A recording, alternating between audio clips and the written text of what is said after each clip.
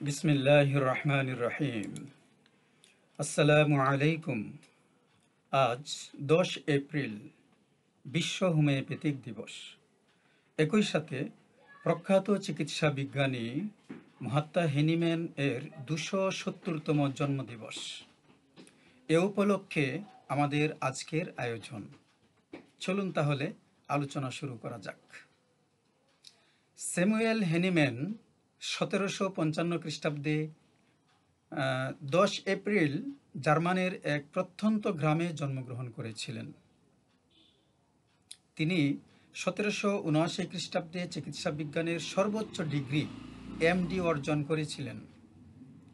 এছাড়াও তিনি 11টি বিদেশি ভাষায় পাণ্ডিত্য অর্জন করেন। তিনি একজন নামকরা অনুবাদক ছিলেন। কর্মজীবনে তিনি বিভিন্ন হাসপাতালে চিকিৎসকের দায়িত্ব পালন করেছেন। বিভিন্ন ভাষায় রচিত কালোত্তীর্ণ ম্যাটেরিয়া মেডিকাগুলো তিনি জার্মান ভাষায় অনুবাদ করেছিলেন।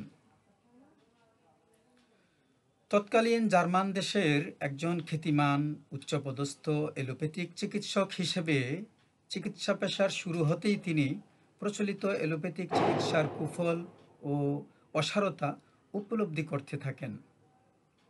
তিনি দেখতে লাগলেন রোগী ভালো হয়ে একটি নির্দিষ্ট সময় পর আবারও একই রোগ নিয়ে ফিরে আসে এবং পূর্বের রোগের সাথে আরও কতগুলি নতুন রোগের সৃষ্টি হয়। এসব বিষয়ে তিনি খুব উদ্বিগ্ন ও চিন্তিত হয়ে ওঠেন। এ প্রেক্ষিতে তিনি খুঁজতে থাকেন নতুন কোনো পথ। এ পরিক্রমায় 1789 সালে উইলিয়াম কালেনের ম্যাটেরিয়া মেডিকা অনুবাদকালে তিনি লক্ষ্য করেন সিনকোনার ছাল বা বাকল সুস্থ শরীরে সেবন করলে কম্পজ্বর উপস্থিত হয়। আবার এই সিনকোনাই কম্পজ্বরের মহৌষধ। এই তথ্যে তিনি হৃদয়ের মণিকূঠায় এক কম্পন অনুভব করলেন। মুখ থেকে শত বেরিয়ে এলো, পেয়ে গেছি। সাথে সাথে তার উদ্বেগ, উৎকণ্ঠা ও চিন্তার জগতে বিস্ফোরণ ঘটে যায়। তার সামনে উন্মোচিত হয় এক নতুন দিগন্ত। এরপর তিনি 1790 খ্রিস্টাব্দে এলোপ্যাথিক চিকিৎসায় ইস্তফা দিয়ে নতুন চিকিৎসা ব্যবস্থার খোঁজে অধিকতর গবেষণায় আত্মনিয়োগ করেন। মহাত্মা হেনিম্যান সুস্থ দেহে সিনকোনা সেবন করেন এবং প্রাপ্ত ফলাফলে তিনি বিস্ময়ে অভিভূত হয়ে যান। পরে আরও প্রায় 100 ভেষজ দীর্ঘ 6 বছর ধরে নিজ দেহে প্রুভিং করেন। নির্বাচিত সেগুলো থেকে প্রায় 100 ভেষজ যে তিনি নিজ দেহে প্রুভিং করেন, সেগুলো থেকে 68টি ওষুধ তিনি নির্বাচিত করেন এবং সেগুলোর ফলাফল বিবরণ বিস্তারিতভাবে তিনি লিপিবদ্ধ করেন। অতঃপর 1796 সালে ঘোষণা করেন নতুন এক চিকিৎসা ব্যবস্থা। তিনি বলেন সিমিলিয়া সিমিলিবাস কিউরেন্টার, অর্থাৎ সুস্থ দেহে যে ভেষজ যে সকল রোগ সৃষ্টি করতে সক্ষম, সে সকল রোগ সেই ভেষজই আরোগ্য করতেও সক্ষম। চিকিৎসা বিজ্ঞানী হেনিম্যান প্রাকৃতিক এই চিকিৎসা পদ্ধতির নামকরণ করেন হোমিওপ্যাথি।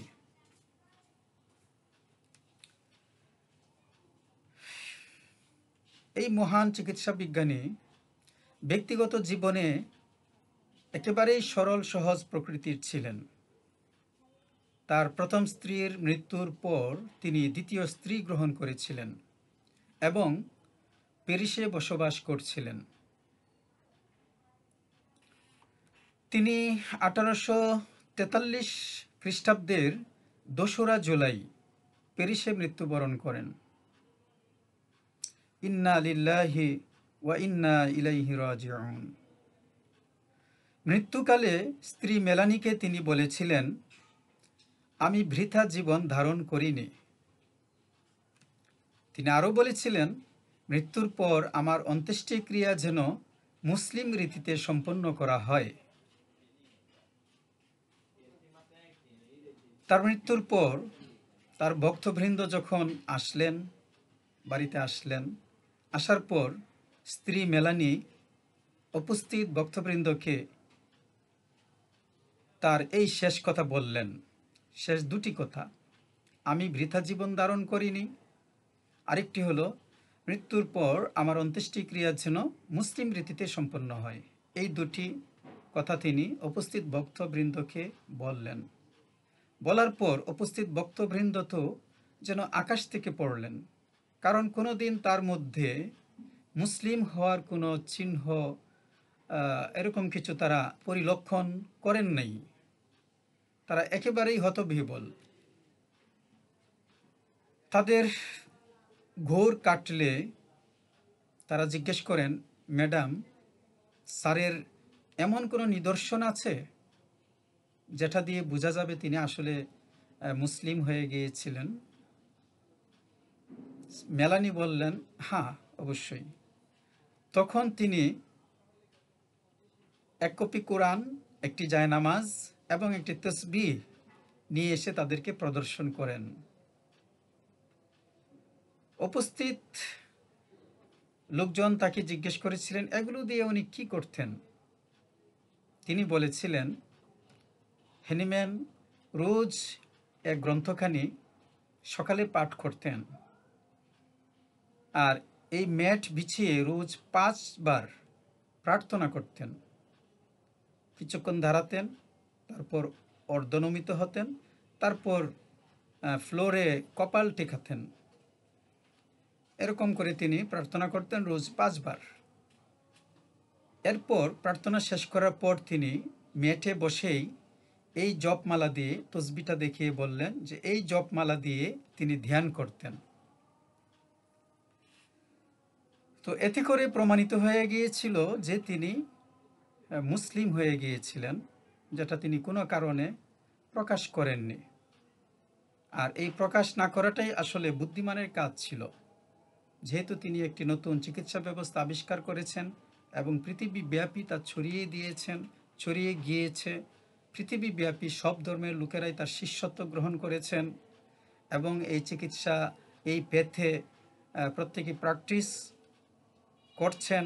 সে অবস্থায় তার ধর্মান্তরিত হওয়ার বিষয়টি প্রকাশিত হলে একটি বিশৃঙ্খলা সৃষ্টি হওয়ার সম্ভাবনা ছিল।